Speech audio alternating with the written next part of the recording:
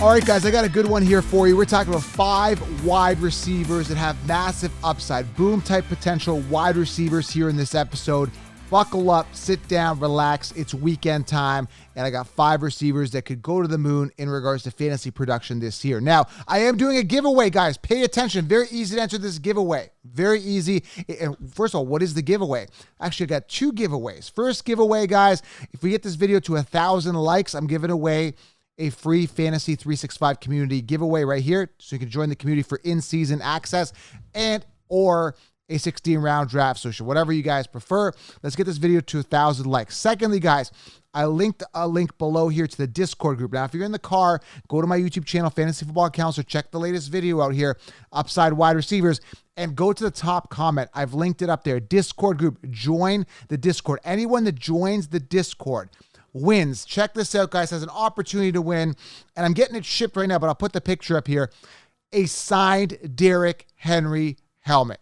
Guys, beautiful helmet. I just ordered it, paid a lot of money for it. It's coming in, ordered it specifically for a winner in the Discord group that will be announced, guys, when? Right before the game, Thursday Night Football, okay? The first game of the season. I'm super excited. So join the Discord. That's it. And what do you get in Discord? Breaking news. You get amazing community chat. You get live game chat. Everything, guys. And I drop in here and there as well in the group, and I chat with you guys sometimes as well. But again, the main direct access to my 365 community, but the Discord is a great place and a great community that I'm building. Join the Discord right now, and you're entered to win the signed Derrick Henry helmet. All right, guys? Let's get this video to 1,000 likes as well. And let's dive into this episode. I'm super excited. If you're new to the channel, make sure you guys click subscribe. And, of course, get the 16-round draft so you to crush your leagues. First ever and only video training to help you guys crush your league. Sleepers, breakouts, everything to put you light years ahead of the competition. Secure the solution. Secure the championship. 16 rounds. Use code TUBE20. Save yourself 20%. There's your giveaways, guys. But the main thing is, guys, I want to build that Discord group. I just started it like 3 weeks ago. We're well over like 1,100 people in there within like 3 to 4 weeks. So it's been pretty great. I've been doing minimal push on it, but this is something I really want to grow out, is that Discord. So I've linked it here below. Join. You're entered for that signed Derrick Henry. I keep saying it. It's a tongue twister. Derrick Henry helmet. There you go. All right, let's get to it, guys. We're talking upside wide receivers. Let's start off with the first one here. And to me, it's a no-brainer. Now, everyone's all over Cooper Kupp this, Cooper Kupp that. But I believe, the big question is, who is the next Cooper Kupp? I believe it's going to be Jamar Chase. Now, Jamar Chase, young, dynamic talent, okay? This is a guy, I mean, astronomical numbers. Finished 3rd last year amongst wide receivers, which is pretty phenomenal.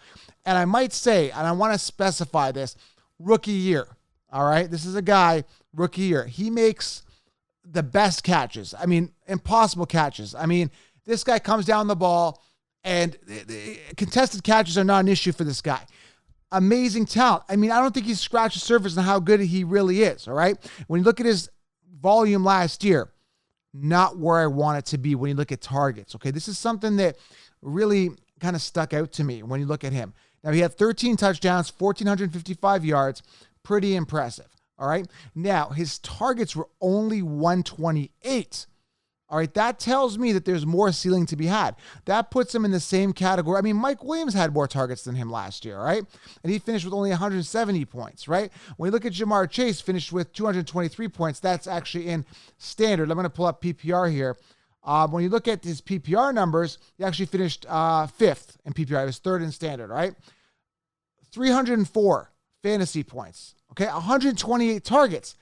That's not enough targets. I want to see more volume going his way, and I think it's going to happen this season. Again, he put him at 17th in regards to targets. Unacceptable for a guy who deserves to get more volume share. When you compare him to a guy like Cooper Kupp, 191 targets. Devontae Adams, 169 targets, right? And yet he still finished top 5 amongst wide receivers. He got those touchdowns. He got those yards after catch. Looked really good.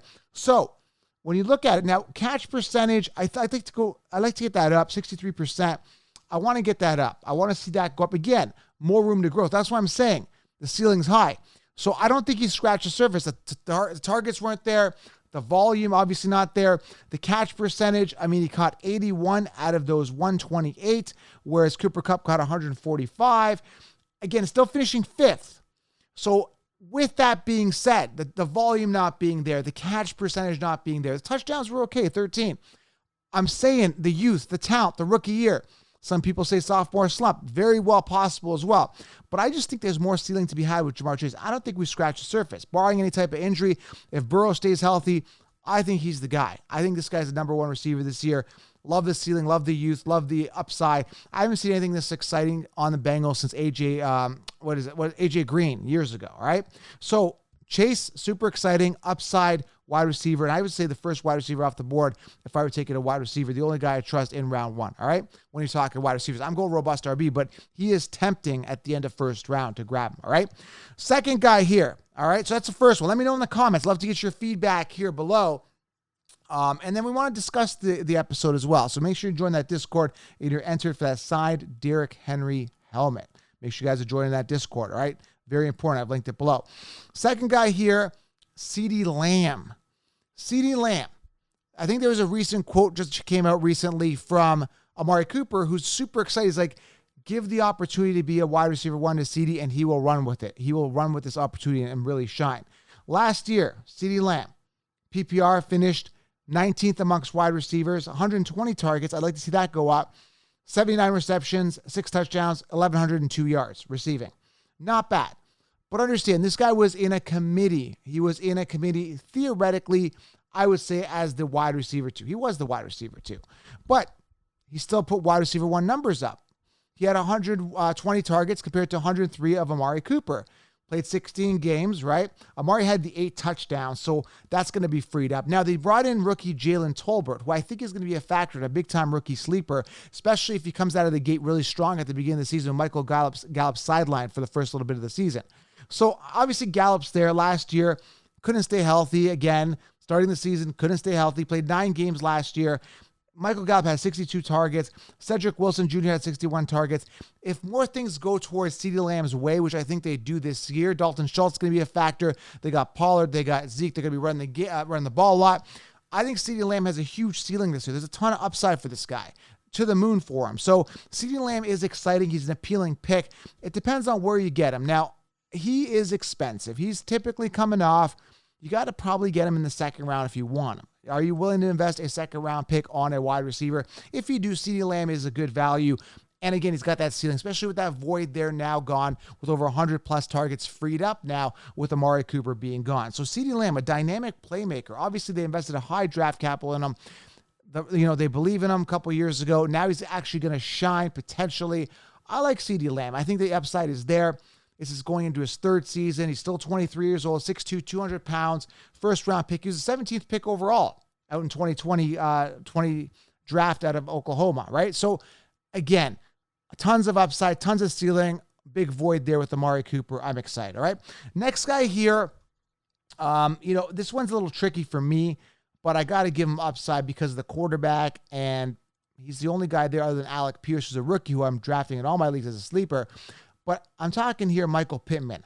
Michael Pittman has an opportunity to shine, sitting 13th amongst wide receivers. Now, prior to that, guys, in rankings, I want to go back here. Jamar Chase is sitting 3rd. CeeDee Lamb, again, is sitting, I think he's sitting around 5th or 6th, depending on which magazine or consensus rankings you're looking at or which league you're drafting in, what platform you're using.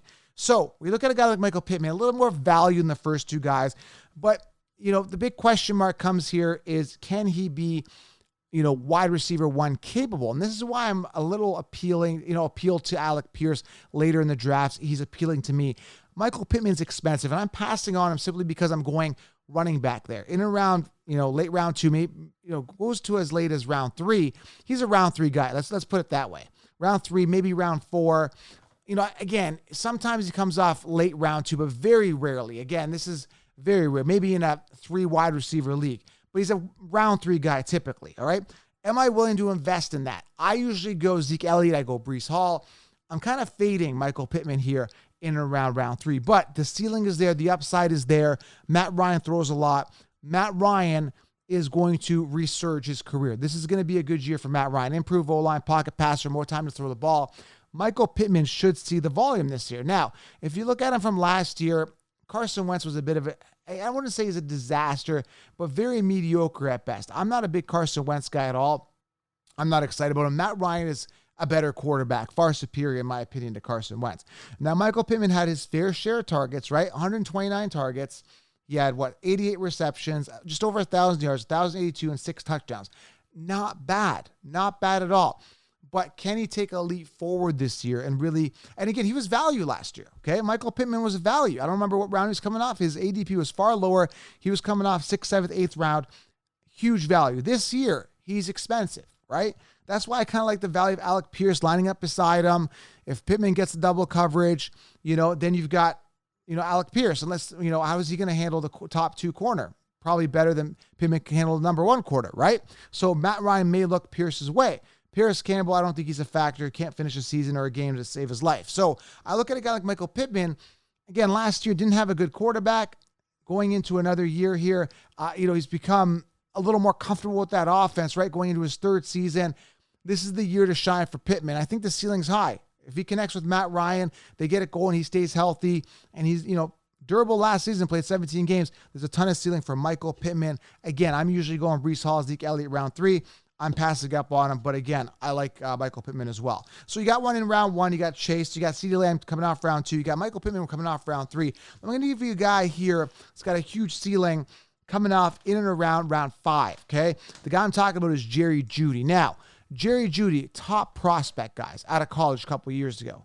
Hasn't really shined. I mean, the guy's only had, 3 touchdowns his entire career. Years to wow us, I would say, we're not wowed. But it's not all his fault. He's had some terrible quarterbacks throwing him the ball, right? Who do you have? Bridgewater, Drew Lock throwing him the ball last year. Unacceptable, guys. He needs a good quarterback. He finally got one. If he can stay healthy, this guy's got a huge ceiling. In his rookie year, he had a big game, 25 points plus. I don't remember what week that was. I think it was, mid-season. He had a couple boom-type games, but again, hasn't stayed healthy. That's the issue. Hadn't had good quarterbacks. This year, he's going in healthy. He's going in as, I would think, as the wide receiver 1. And I get asked all the time, is it Courtland Sutton or Jeudy? I'm going to lean towards Jerry Jeudy here for ceiling. He's a better receiver, in my opinion, better route runner, in my opinion. And again, just a guy that I think will be more reliable, more ready, more versatile, more agile to get the ball when Russell Wilson's throwing or scrambling out of the pocket or whatever he's doing. He's going to be there. He's going to be an outlet for him. Whereas I think Courtland Sutton, again, more of a red zone target possibly. Sutton was hurt in 2020. Didn't really look good then. Last year looked okay. Again, I think Jeudy is going to be the one. I really do. I had the beat writer on, guys. He was telling me he thinks Judy's the one. I got a gut feeling it's Judy's the one. There's a huge ceiling for him. And just to put it in perspective for you, last year, Russell Wilson was on a down year. I think he's had enough with the Seattle Seahawks. He knew a change was coming. Metcalf and Lockett finished top 10 and 11 amongst wide receivers. Metcalf had 129 targets last year. All right, so Russell Wilson makes good wide receivers. He does. He's a good quarterback. He's going to do well. I think Russell Wilson has a great season. I think he's a great value in fantasy drafts coming off round 7, 8, 9. Amazing steal, Russell Wilson. So when I'm looking at this guy is Jeudy, high ceiling, massive upside, great value. You're potentially getting a wide receiver 1 after the 5th round. Pretty remarkable. All right. Last one here. I want to throw a rookie here. There's a ton of rookies I like this season. Jalen Tolbert could be a sleeper there. John Mechie's a sleeper. There's Sky Moore. There's Alec Pierce. There's Christian Watson.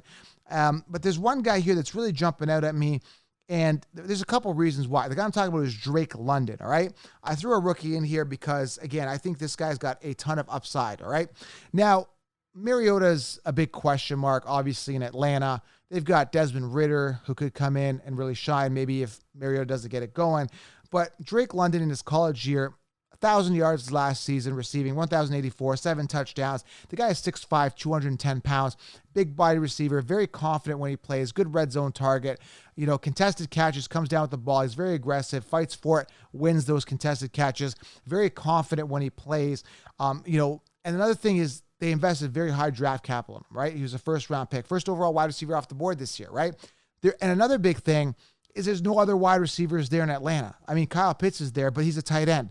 So Drake London will, by default become a top wide receiver. There's a ton of ceiling because there's volume. Volume is king. So Mariota, it's not like he can't throw the ball. He's going to get the ball to Drake. And again, if anyone's going to be trying to come down with that ball, it's going to be Drake London. He's got that ability to do that. So Drake London is a guy I think has huge ceiling, huge value amongst wide receivers as well. I mean, he's going to be a steal in your draft. So I like to draft him. He's one of those guys like Amon-Ra St. Brown last year I was telling you about. Finished high up, and he was like 70th on the consensus rankings. Jamar Chase, right? He was like 30th amongst, wide receivers, finished on near the top, right? So people sleep on these guys, yet they're, these rookies, but there's huge upside, huge value, and everything is pointing to Drake London having a phenomenal season this year, all right? So Drake London is my rookie upside wide receiver to round out the 5 here that have upside, all right? So there you have Jamar Chase, CeeDee Lamb, Michael Pittman, Jerry Jeudy, Drake London, 5 big-time upside wide receivers for the season.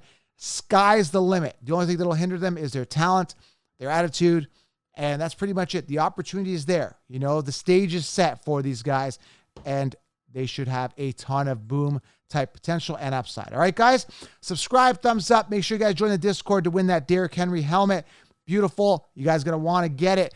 And make sure you guys leave a comment below. Leave me an upside wide receiver below. Love to get your feedback. Fantasy's almost here. I'm excited, guys. We'll talk soon. I'm out.